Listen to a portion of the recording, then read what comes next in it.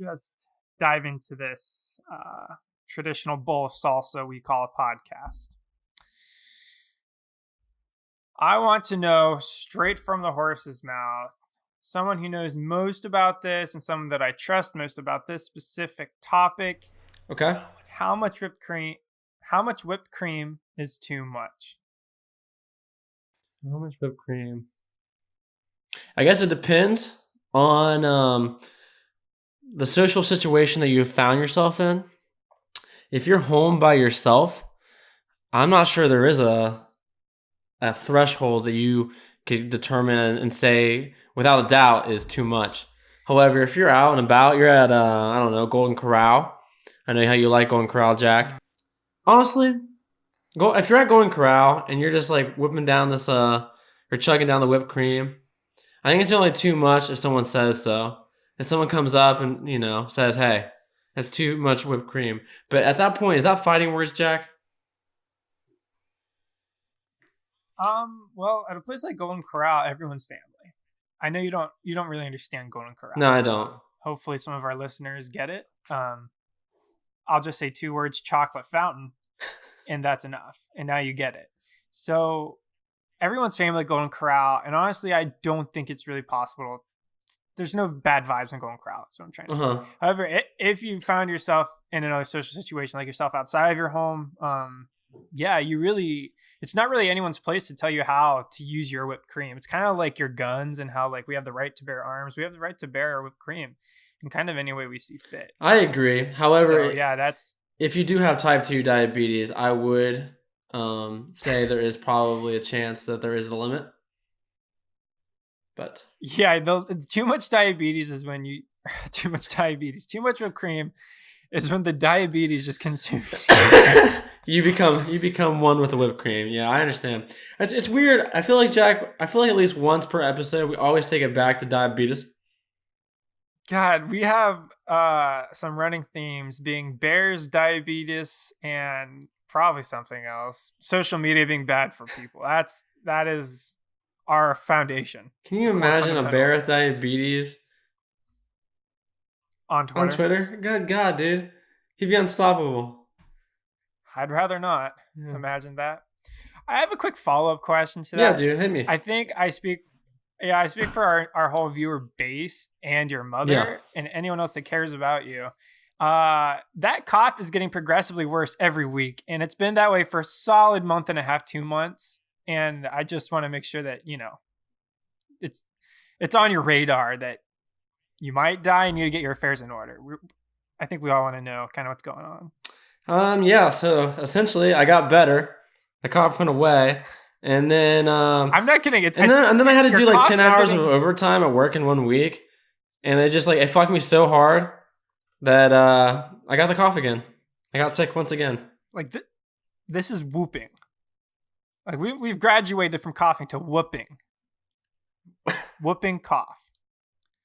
I actually don't even know what whooping cough is, but I think it actually can kill you. I just know whooping cough syndrome's a thing. Yeah. That might be what you have. I'm going to diagnose you right now. You have whooping cough. Okay. I mean, find Jesus while you can. Yeah. Well, trust me. I don't want to have this cough. Having a cough is one of the most annoying things because it's just constant. Oh, dude. It's on like a systematic interval where every 45 seconds it comes back.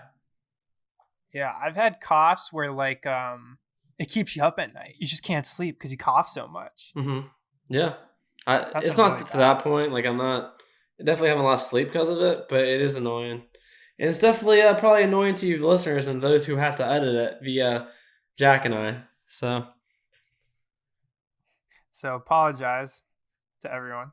I will not. Well, like I was saying, good vibes, everyone. Everyone knows the cure to whooping cough syndrome is just good vibes. Good vibes only. Yep. So with that, let's get into the episode.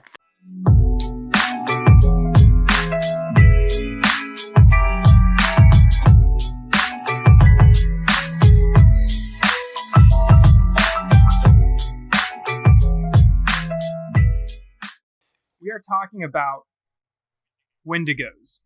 And I have to think every time I say it because I want to say wendigos. I don't know why. Me too. It Wendigos. just sounds better. There is no ing, and I don't want to tell the Native Americans how to do their job, but it rolls off the tongue better as Winding. Yeah, does I'm it just not? gonna say What it. That sounds better, has to be Jack? something. That Wendigo stole my baby, or that Windingo stole my baby? If my baby was gonna be stolen, I would much prefer it to be a Wendigo. Exactly. It just rolls off the tongue better. But I'm white. I'm not gonna tell anyone how to do their job. Nope. Wendigos. That's what we're talking today. It's a pretty popular myth, I'd like to think, for being as like kind of weird as it is. Cause I don't know, we talk about all the time. We got the big boys on the playground, Bigfoot, Loch Ness Monster, all that shit. And then there's like a subcategory to that. Like there's other shit people know about too. But for being as specific as it is, I feel like it has somewhat like I knew about them like subconsciously. So I don't know, maybe everyone might know. Maybe it'll trigger. Maybe we'll trigger all of you. So trigger warning, trigger your memories. What Wendigo is. Oh man, I've been going raw this whole episode. I didn't even have the Word document up. Oh man. Pull that up now. Yeah. I'll tell you right now that I didn't know what a like, Wendigo was yes. until a horror game called Until Dawn. Yeah, I feel like that probably popularized it. There was a PlayStation 4 game, PlayStation exclusive. Sorry, Litterbox people. And it's an older game. It's like 2014, so you played yourself if you haven't played it yet. But the main monster was a Wendigo. So that is probably a big popularization because that game was popular. Would we like to give a little description of this thing? Because we always describe it. Yeah, I mean, honestly, there's a good chance that our listeners have no idea what we're talking about because even though it is popular, it's not on the same level as Bigfoot or Loch Ness Monster. Yeah. It has a really cool look too. So if you want to we can break that down. Okay. It's time to break it down.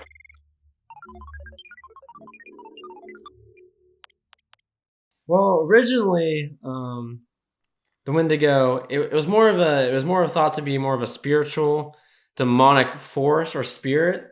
It didn't really have a physical form. But later on, as you know, as the legend evolved, it took on like a tall, animalistic, like it had like antlers. It looked like almost like a it walked on two legs. It was like skinny but tall, and it had fur and it had like antlers. It looked like a really fucked up moose almost. Is that how you describe it?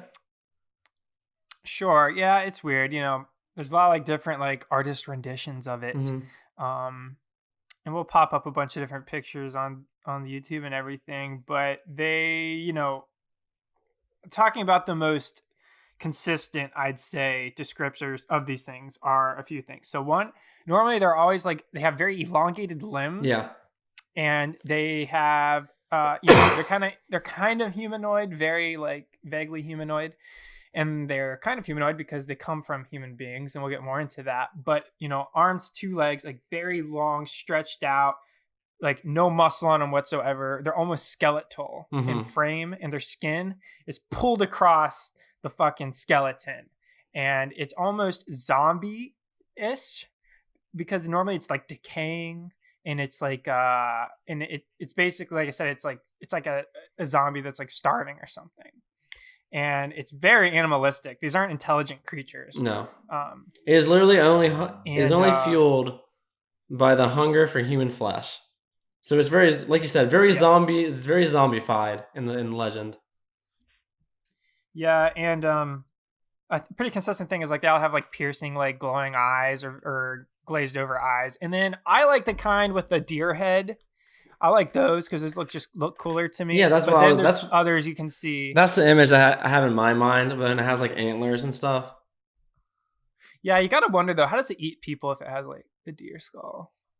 I guess it's just if it has both jaws. Yeah, I don't know. It's the logistics that fascinate me. But the other version, like one has like a deer skull head with big antlers, which just looks dope.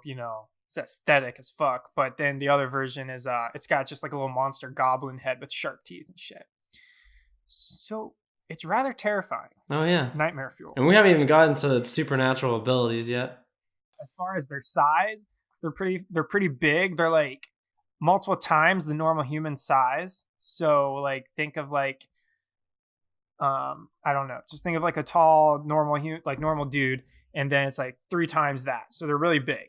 And they're predators and all that shit. So yeah, just think like a really sketchy boogeyman, crazy claws and teeth and shit, and it stalks you in the woods and eats you.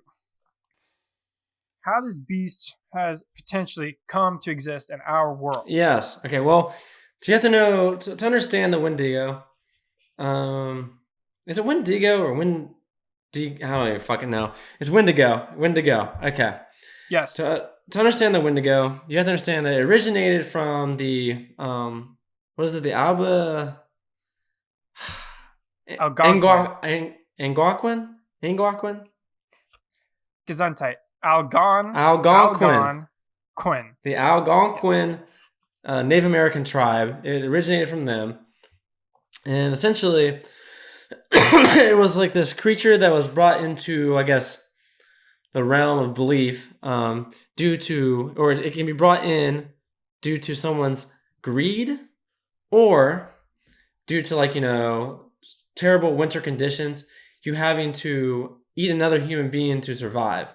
So essentially, you're safe from the Wendigo under their belief system as long as you have, a heart that isn't greedy and you haven't consumed human flesh. Right, because remember, at this point, we're talking about the spirit. Okay, so it's like I said, we just described a creature to everyone. Yes. Now, that creature is the result of the curse or the spirit of the Wendigo possessing or consuming a human being. That's what the monster is that we just said. You start out as a human, and then once the specific circumstances that Alec just laid out, greed, cannibalism, things like that, then the spirit, you then like are open to being possessed or cursed by the Wendigo.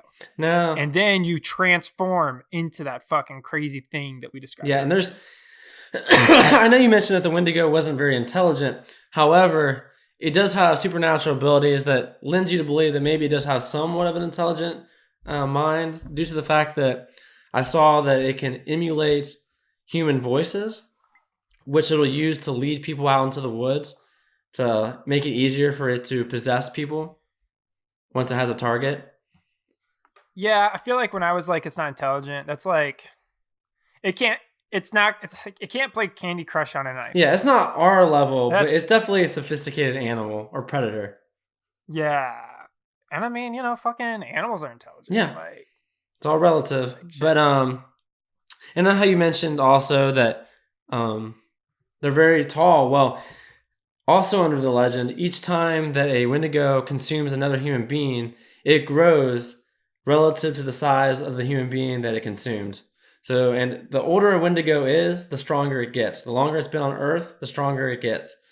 So these things are pretty badass, I'm not gonna lie. And once I want to reiterate the fact that basically the only thing this thing cares about or even wakes up in the morning for is human flesh. Yeah, because it's like we said, it's somewhat parallelistic. I don't know if that's a word. No, I've never heard that word. Parallels to draw between like, yeah, there's like parallels. We said back in our vampire episode that like it's a curse to be a vampire, the vampiric curse. Well, the Wendigos are cursed because they basically performed a taboo as a human, and their whole curse is to kind of like roam the earth starving and eating their fellow man. That's like what they're cursed. Yeah, for. And fun fact, that's guys. why they're extremely. Oh God! Fun fact, guys. The Wendigo became like so popular that they actually named a psychological I guess disease or psychological, what's the word, sickness that you can develop called it's a diagnosis. Yeah, it's called Wendigo psychosis, which generally just means that you have this, I guess, unquenchable desire for human flesh as a human being. And that's a real thing. People have been diagnosed with that. It's fucked up. Yeah, what the fuck is that? Like, I would don't know. assume that You know, Hannibal the human Lecter brain would is probably be diagnosed with that disorder. yeah. I guess anyone that's like craving flesh. Yeah, it's just cannibalism in general. Because I guess cannibalism can just be broken down to it's like a mental disorder, Well, which I guess yeah. makes sense because it's like However, there are you shouldn't do there that. are tribes in the past, and probably still to this day, who practice cannibalism on the sole basis of trying to survive. But I'm not sure. Yeah, so yeah, there's all kinds of crazy shit. It's interesting. I don't know if I said it on the podcast, but I find it interesting that there's like there's lots of different places in the world that like find eating human beings like not as bad as like we do. Oh yeah. And obviously Native Americans thought it was really bad too because you know, when we think about it back in the day and when we talk about modern day tribes today, it's much harsher conditions than we're in now. So it's a lot more acceptable to be like chomping on Larry than it is today. Like if I'm chomping on Larry today, it's like, what the fuck, dude? You've got hot dogs in the fridge. Uh-huh. Like, what's your excuse? You can go to Walmart and buy But yourself a Snickers bar, you know? that's what I'm saying. You're not you and you're hungry. Yeah. Don't eat Larry. But when you're like, when it's life or death during wintertime in the 1800s, you know, Snickers hasn't even been invented yet. It's a slightly different story. Yeah. Which brings me to an interesting question that I just kind of like thinking about in my mind here, Jack. What do you think the law is set up where if you're stuck with someone in like a cave or something and you eat your best friend, is that illegal? Well, I don't think you tell anyone that. I think you hold that. Well, they're going to find out. Let's say they find out. Is that illegal? Because, I mean, you could argue that you're going to die if you do not eat him. Let's Google it, shall we? Are you really? Is Are you it really Googling it? illegal to eat someone in life or death situations?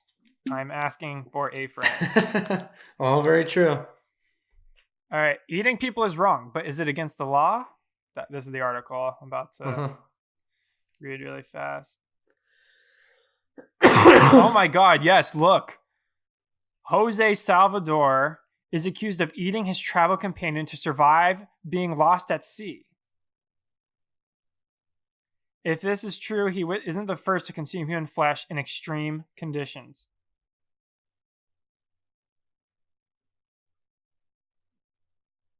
He survived at sea for more than a year after being cast adrift by a storm. But now the family of his fellow sailor say the older man turned cannibal to survive. This guy says he insists that his companion died because he could not stomach the raw birds and turtle blood that were their only source of food. But they are suing him because for $1 million for eating their relative. Oh my God, this whole situation is just so fucked up. So it looks like you can sue for it. Well, you can sue for anything. So it says in the case of serial killers and sexually motivated cannibals, which, you know, those guys are like eating people all the time, the charge is always murder. In Germany, there's actually no offense for cannibalism. Come on, Germany.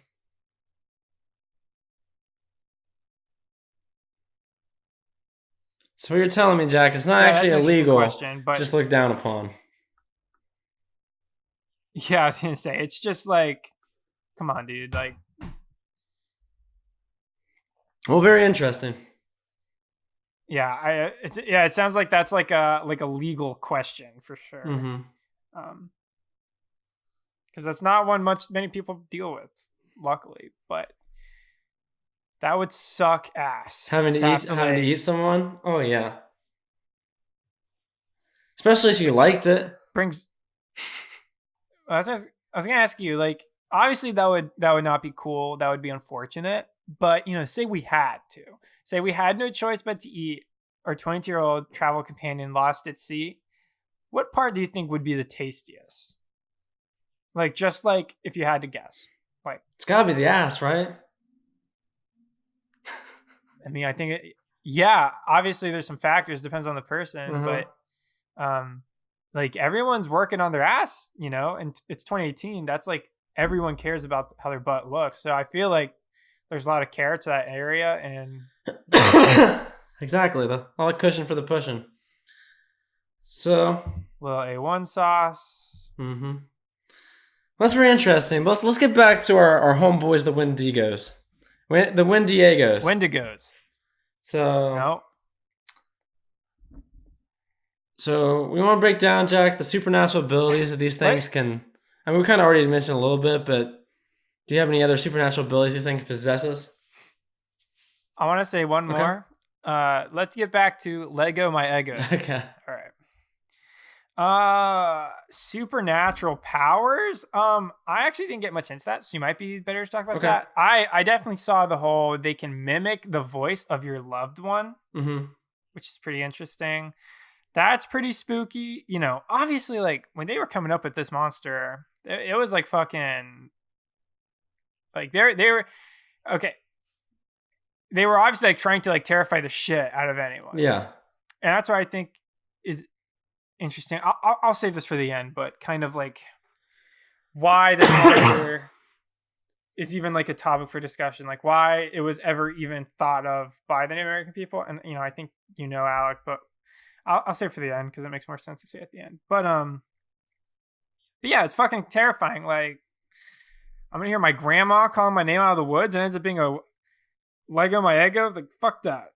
That's all I know as far as powers go. Well, yeah, I guess we've pretty much already touched on the ability. Okay, it has the ability to mimic voices, has the ability to basically turn other people into Wendigos.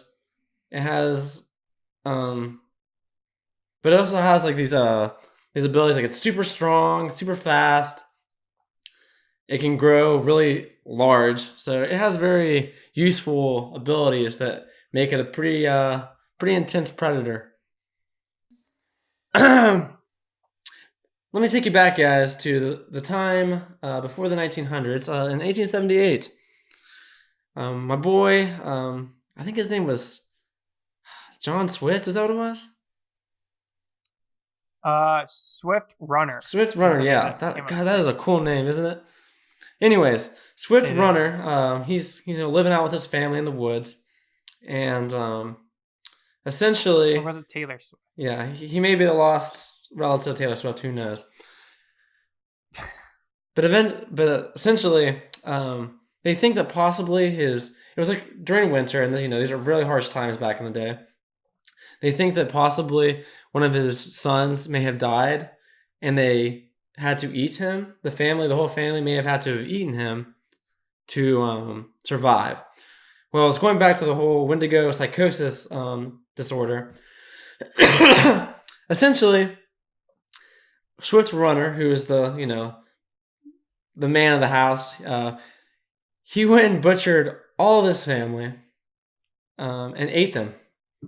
And he claims, obviously, that the Wendigo made him do it, or that the Wendigo came and ate his family. However, most likely he suffered from the Wendigo psychosis. After eating his child, he had this insatiable desire for human flesh. And his family, for the record, consisted of his wife and 5 more children. Yeah. So. Yes, he was a really fucked up. It was a really fucked up case, and one of the only cases I really found where I guess like a Wendigo is full on blamed because someone ate their family. That is ridiculous. That's about when you create a myth or a legend of that stature, that's about that's like the worst case scenario when you think of, and it actually came true. So. Yeah, I guess the dude had a nibble of his kid and fucking went. He committed full. He went Cocoa for Cocoa Puffs. And Cocoa Puffs being human flesh. You have to admit that it's highly unusual. Like you don't hear a lot of stories of people like murdering their whole family and then eating them. No. So I don't know. Maybe it is worth like being like, there's something supernatural happening here. I mean, yeah. Maybe not. Maybe the human brain just can snap to that degree. I don't fucking know. I mean, if there was ever But maybe having to eat your own kid would drive you crazy. And that True. just opens the gates. That's very true. I mean, but if there ever was a scenario that would make it, make it at least a little bit believable. I mean, this is a great example of something that is kind of hard to understand. So maybe Wendigo is the best way to rationalize it. But I also have another story. It's true. Maybe he couldn't like face what he did. Mm-hmm. And so he's like, Wendigo made me do it. It's very true. I mean, there could have been a bunch of different reasons to why he did it. The Wendigo could have just been the scapegoat because for his mind.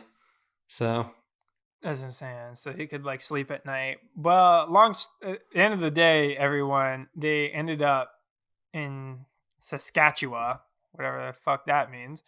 I think that's where he was. They put him to death. They executed the Wendigo. So, and it's like, again, it's not like he actually did turn himself into, which I guess kind of like, actually, I saw 2 reports of that. I saw a report that he turned himself in, and then I saw a report that people were suspicious that his whole family died except for him of starvation, and he looked fine. Because he told again, in the one report I saw that he told people his family died because of starvation, but he was okay or whatever. And then they like investigated and found out that he did that. Regardless, they put him to death. And also, he wasn't like a full on like crazy Wendigo when he turned himself in or whatever. He was just a dude. So, that was definitely more of a case of Wendigo psychosis. Yeah, definitely. And I have another quick story too. I'm not as familiar with this story as the first one, but in like the early 1900s up in Canada, our brothers from the north, there was 2 gentlemen. I think they may have been brothers. I'm not 100% sure. Well, this one man, he like went and killed 14 people before he was arrested because he claimed that he had the ability to, I guess, see if they are Wendigos or not. And he said that like most of them were like already Wendigos, but there's a couple of them he said were on the verge of becoming Wendigos. So he basically just butchered a crap ton of people because he thought he was doing like the God's work and like killing these demonic creatures before they could feast on other human beings. But like I said, he had Wendigo vision. Yes, he had the Wendigo vision. So he was arrested, and him and his accomplice were arrested, which I'm not really sure that the other guy did that much. However, he was charged as being an accomplice. And but they were taken to prison, and the guy who actually did all the murdering, he killed himself before he actually went to trial. And the accomplice was taken. As one does. He was taken in, but I think he was actually going to get pardoned. He wasn't going to actually face any criminal. He wasn't actually going to go to prison, but he ended up dying while he was like waiting for trial. So I mean, that's not like directly related to the Wendigo, but just more bloodshed to throw onto the Wendigo pie that we're baking. I mean, it was directly related in the sense that he did the killings because he thought he was killing Wendigos. Yeah, that's like the same thing as like, I don't know. That's what I'm saying, but it's not like Wendigo psychosis. Like he wasn't trying to eat anyone, and no, he was trying to prevent people from eating other people. He thought he was doing good things, or at least I know. So in the end, it's like, can we blame him? Because like, if I thought you were a Wendigo, I'd fucking kill you right now. He probably legitimately thought risk you. He probably legitimately thought they were Wendigos. He probably thought like that's what I'm saying. So it's like, so his name was Jack Fiddler. Okay. And this was in 1907. So I want to start a hashtag free Jack Fiddler because like he was doing what's right, like in as far as his perspective. Oh yeah. So I might be team Jack on this one. Well, that's ironic.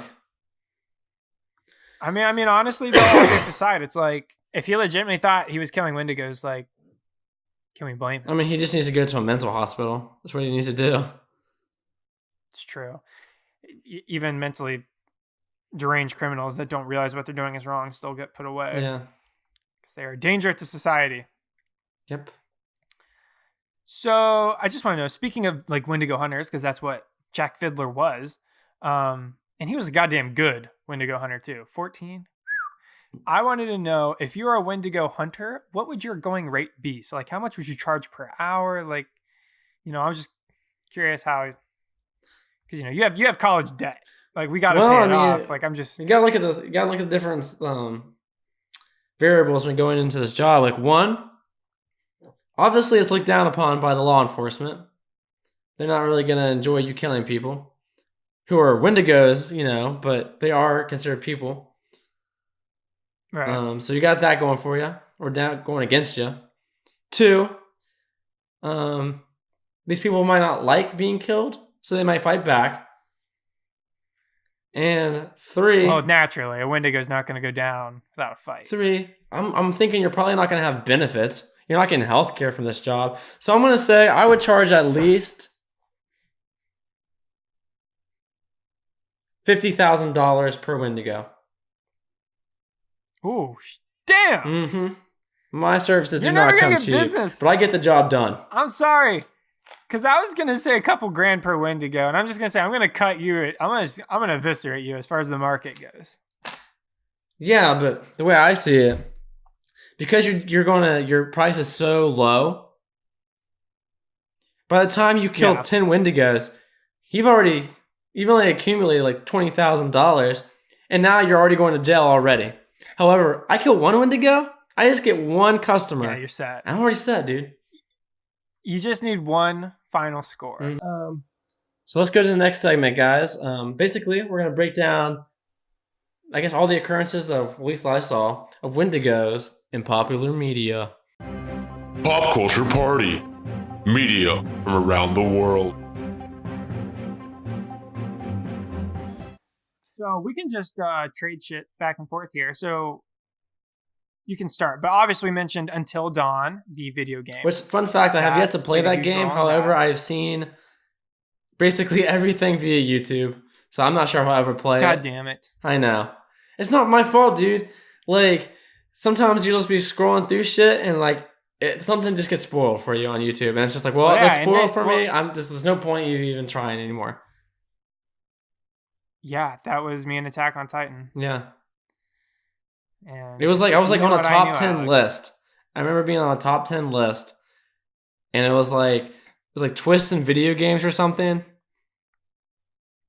Yeah, it is a twist. It's not it came out of nowhere and So spoiler alert, guys, there's a twist in Until Dawn. And it has to do with Wendigos.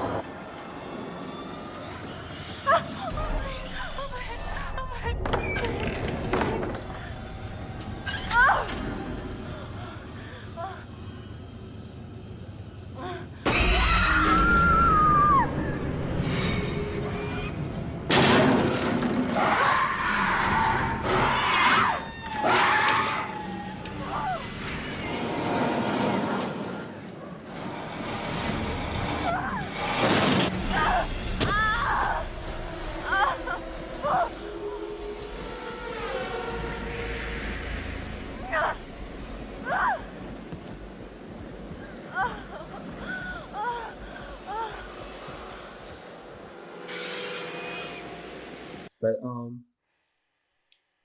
so yeah, that's probably the most pop. That's like we said, that was like how I guess I come to learn about this creature in general.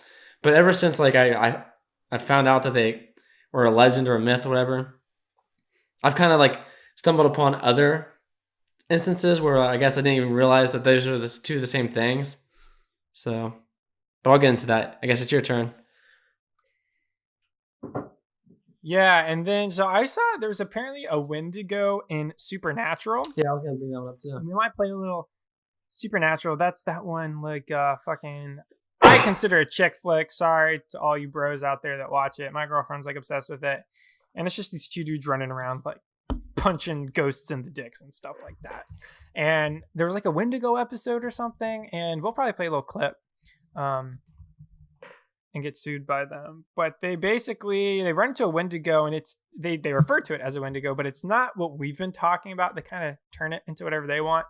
In the specific episode, it was like capturing humans, and it was eating them, so that's a consistent thing, but they would like capture them and then eat them during the wintertime and hibernate for like years, and it was just doing it to survive.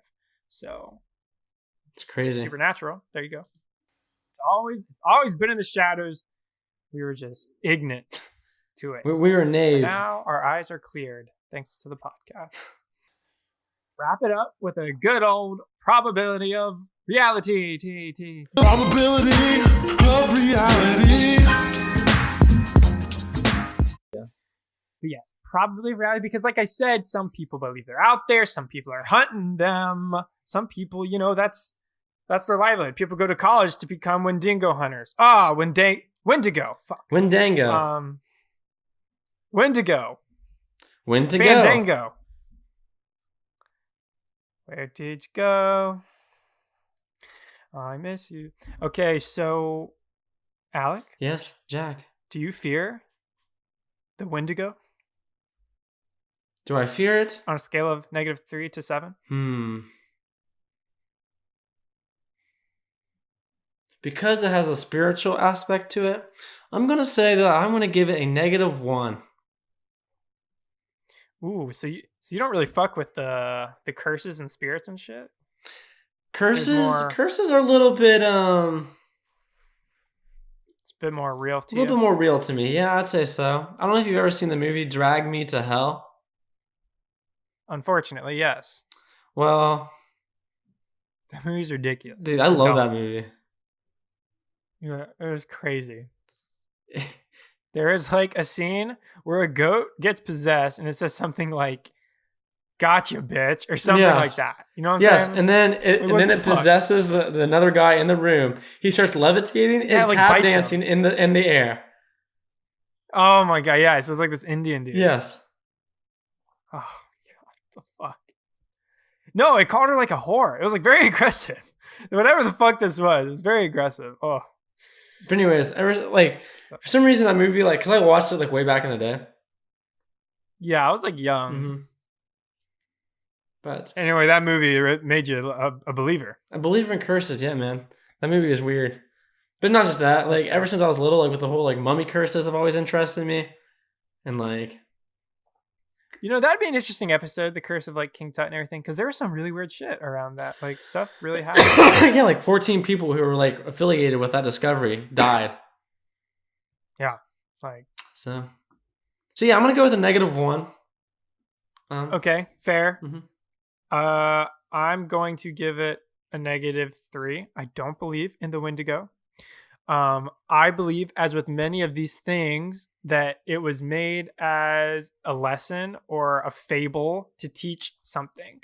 And, it's pretty obvious this one.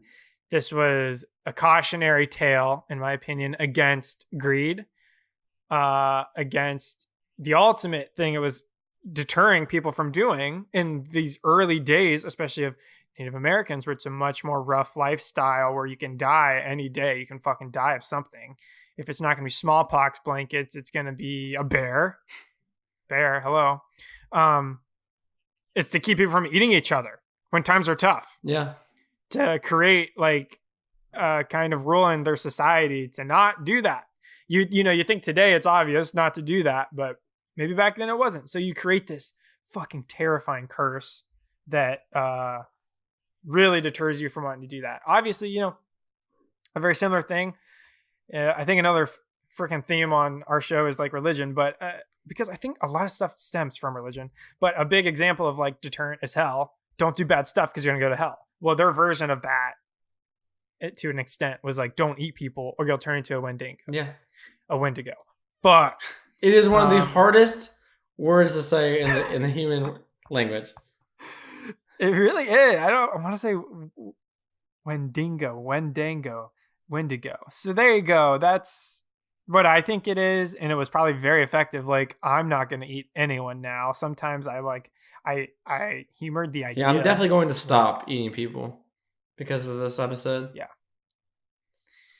And I hope you do too, viewer. Talking to you. Yeah, as a collective group, guys, let's get human beings off the menu.